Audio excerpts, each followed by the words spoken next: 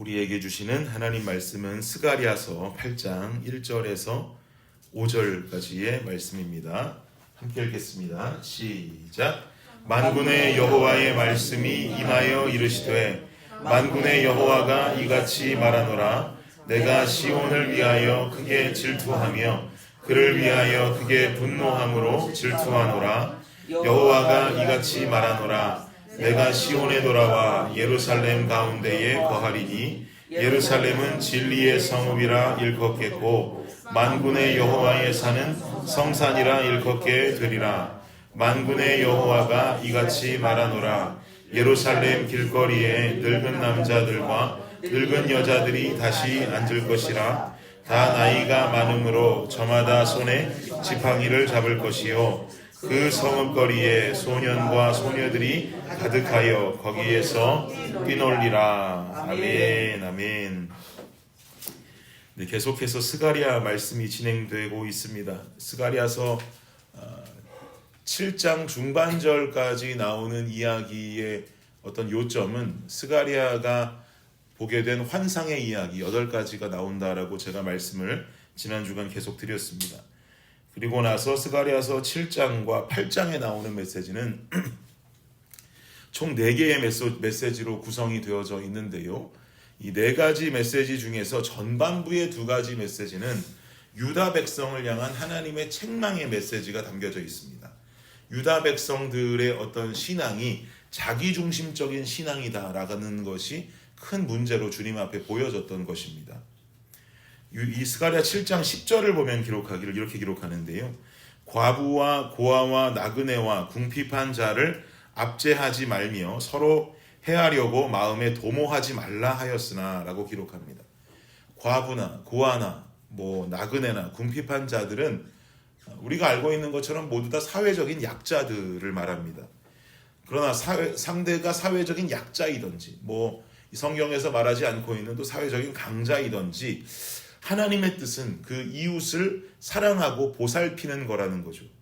그러나 이어지는 11절을 보면 그들이 듣기를 싫어하여 등을 돌리며 듣지 아니하려고 귀를 막았다라고 성경이 기록하고 있습니다. 하나님의 뜻은 이웃을 사랑하는 것이나 이 백성들은 이웃사랑을 실천하지 않았다는 거예요.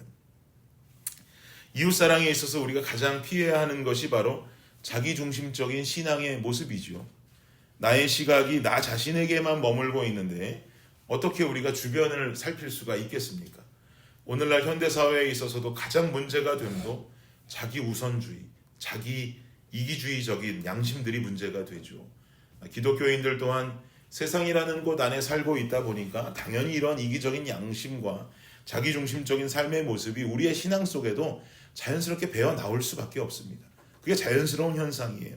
그러니 교회 공동체 안에서도 그 모습 그대로 주변의 이웃을 바라보지 못하는 안타까운 현상들이 일어나게 되죠.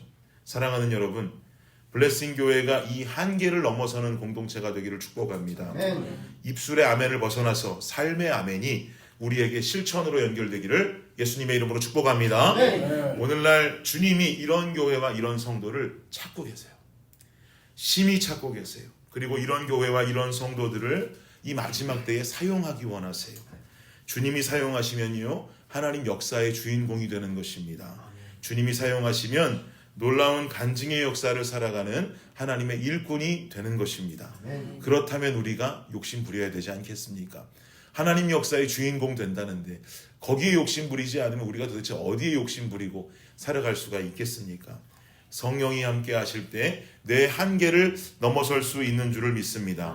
나는 죽고 예수로 사는 삶을 살게 되는 거지요. 오늘 본문 2절을 보니까 또 이렇게 기록합니다.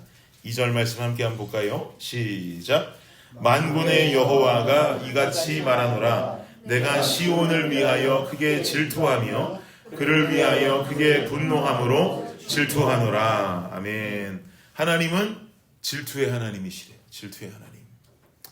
지금 이스라엘 백성들은 포로에서 1차로 귀환해서 성전을 재건하다가 10여 년간 멈춰 서 있게 되었고 그 뒤에 다시 성전 재건에 재돌입해서 성전을 막 다시 지어가고 있는 중이란 말이에요. 근데 과거 이스라엘 백성들은 하나님을 떠나서 우상 숭배함 속에 빠져 있었습니다. 우리가 주일 예배 통해서 지난 주간부터 사사기 말씀 보고 있지 않습니까? 가나안 입성 이후에 끊임없이 이어지는 잘못은 우상 숭배함이죠. 그 입성 후에 우상 숭배함이 언제까지 연결되느냐? 사사 시대를 지나 왕정 시대를 지나 분열 시대를 지나 모두 할 것 없이 구약의 역사 내내 이스라엘 백성들을 괴롭히는 것은 우상이에요. 우상. 지금 포로귀환에서 성전을 지어가고 있는 이 시점에서 주님께서는 질투하시는 하나님이다라고 강조하고 있는 그 이유는 그만큼 하나님께서는 이 백성을 너무너무 사랑하신다라고 하는 하나님의 고백이 역설적으로 담겨 있는 것입니다. 그만큼 주님께서 이 백성을 너무 사랑하시기 때문에 이제 포로 귀환한 이 백성들은 과거의 이스라엘 백성들의 모습이 아니라 하나님만 바라보고 살기를 원하는 마음이 크셨던 거죠. 그래서 스가랴 7장과 8장에 4가지 메시지가 담겨 있다고 했는데요. 오늘 본문은 세 번째 메시지에 해당을 하고 그 전까지의 메시지가 책망의 메시지들이었다면 세 번째와 네 번째 메시지는 이스라엘, 예루살렘의 회복과 소망에 관한 메시지가 이어진다라고 보시면 되겠습니다. 주님께서는 현재 예루살렘의 회복을 원하고 계십니다. 포로 귀환한 백성들은 열심히 성전을 재건해 가면서 한 가지 소망을 가지고 있었을 거예요. 이 성전이 완공되면 예루살렘이 회복되는 것이야 라고 여겼겠죠. 그러나 3절로 주님 말씀하시기를 3절 말씀 함께 보죠. 시작. 여호와가 이같이 말하노라. 내가 시온에 돌아와 예루살렘 가운데에 거하리니 예루살렘은 진리의 성읍이라 일컫겠고 만군의 여호와의 산은 성산이라 일컫게 되리라. 아멘. 지금 이 말씀이 예루살렘에 대한 회복의 말씀이에요. 여호와가 이같이 말하노라. 내가 시온에 돌아와 예루살렘 가운데 거하리니 그제야 예루살렘은 진리의 성읍이라 일컫겠다. 그리고 만군의 여호와의 산은 성산이라 일컫게 되리라. 그 뒤에 이어지는 말씀에는 그 도시 안에 늙은이들이 다시 되살아날 것이고 아이들이 뛰놀리라 하는 말씀이 전해지면서 예루살렘의 완전한 회복이 지금 여기에 쓰여져 있는 거예요. 그런데 내가 시온에 돌아와 예루살렘 가운데 거하겠다.